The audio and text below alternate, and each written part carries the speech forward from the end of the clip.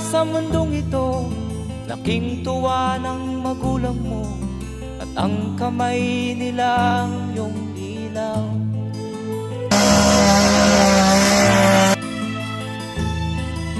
At ang nanay at tatay mo'y di malaman ang gagawin, minamasdan pati pagtulog mo.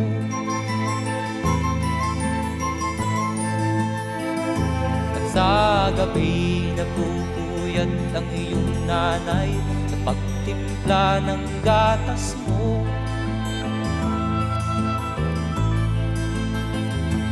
Sa umaga na may talong ka ng